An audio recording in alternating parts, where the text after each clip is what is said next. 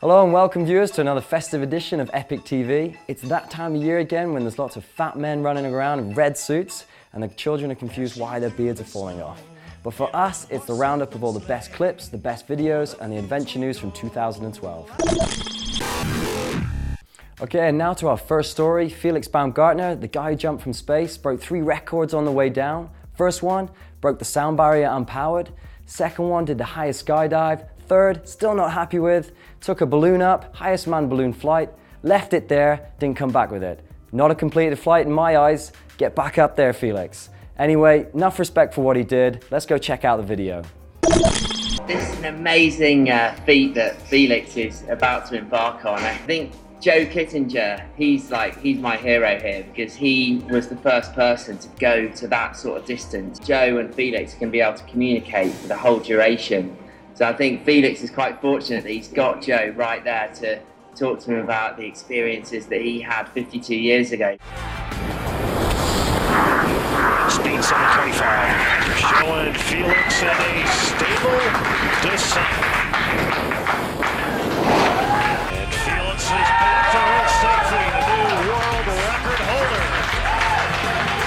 Tom Caldwell and Alex Honnold managed to do the Triple Crown in under 24 hours, including the south face of Mount Watkins. You've got Freerider and a Capitan, and you've got the regular north face. All of that should really take around at least 7 days and more for most of the climbers, even the best. And then Alex thought, why not? I'm going to do that faster, do it myself. Solo climbed everything all over again, did it in just over 18 hours. So when you were soloing, how much did you free and how much did you aid through? I was free soloing the majority of it, which just means, climbing with just my hands and feet. But then, whenever I got to hard parts, I would clip myself in with like a daisy chain, like 2 little leashes that I had. And then I would pull on gear whenever I needed to. I would step on holds. Like basically, just anything goes. I'd just make it as easy and as safe feeling as possible. Free soloing is all about focusing and complete concentration. The idea of doing that for 18 hours is, how do you stay focused for that long? I don't know, I think that's why it was hard, dude. 1912 was the beginning of an era for wingsuit flying. Austrian Franz Reichelt decided he'd jump off the Eiffel Tower and try out a new suit. Didn't quite make it, the outcome was fatal, but it did mark the beginning of an era of interest in wingsuit flying. Things haven't changed that much. People are still mental enough to try and jump off stuff and try and fly. But it took 2,500 feet, a jump from a helicopter, stacks of boxes, and a little bit of air and help from a wingsuit.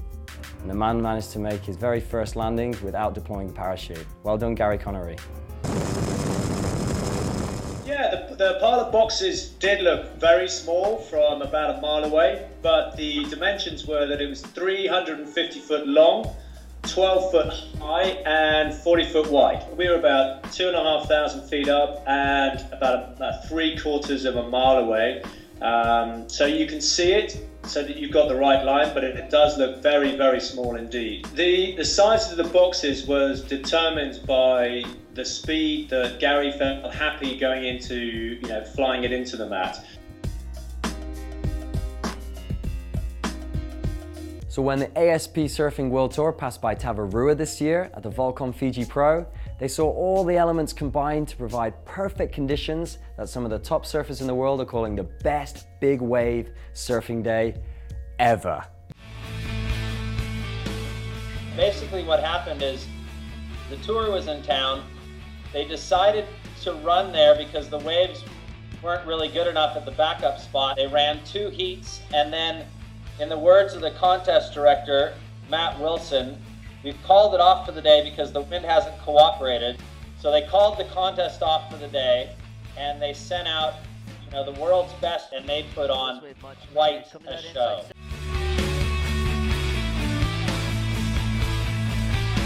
Ramon Navarro. Look at the line he's picking. He's so good in big left barrels. And he picked a perfect line. Is he going to get over that? Oh my Lord! And he comes out. Are you serious right now? In 2012, Anker, his teammates Chin and Ozturk were nominated for a Pure d'Or for their ascent of the Shark's Fin on Maru Central. Trey managed to catch up with Conrad this summer for an intimate interview where Conrad shares stories about endeavor, hardship, and overcoming loss. So going back to our line of questioning, What's been your darkest day in the mountains? It was October 5th, 1999. I was there on sh+t. This avalanche came down and it killed Alex Lowe and David Bridges. And it was just this massive release of ice. And I went sideways, they went downhill. I looked around 3 times and then they were still running downhill. I dug myself in with an ice axe and then it settled in this big cloud, and it was like I knew they were buried in the ice, but it seemed like they'd been lifted up to heaven. Pro snowboarder John Jackson was relatively out of the limelight until 2010. His mellow approach while styling some of the gnarliest terrain out there has baffled physicists across the world as to how he's still alive. John Jackson, welcome to EpicTV Weekly. Yeah, thanks for having me. Hey, we just got Art of Flight onto EpicTV.com. You're in it. Can you tell me what's the difference between filming for a $2 million film and some of the other videos you've worked on? Camera technology is a little bit different. There's more people in the field, more equipment. Instead of one heli, they're running like a plane and 2 or 3 helis. It's pretty much the same. It's a little more pressure, but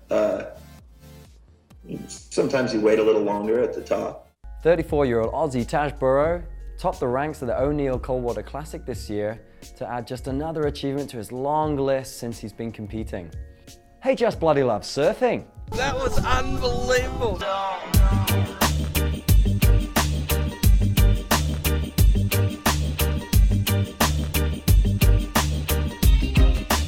To be honest, one of the biggest highlights I've had as a pro surfer is when we filmed with a helicopter years ago at one of my favourite home breaks. No one had really filmed small wave kind of high performance stuff with a helicopter before, and I was so excited to do it. And this one day everything came together, and I had a good session too, and I was just nailing airs, and the chopper was so close to my head, and I just felt like this. I got goosebumps every time I landed something. I was just like, it felt so good. Ugly gal do it better in a bed. Ugly gal do it better in a bed. Ugly gal do it better in a bed. Better in a bed. Fit you.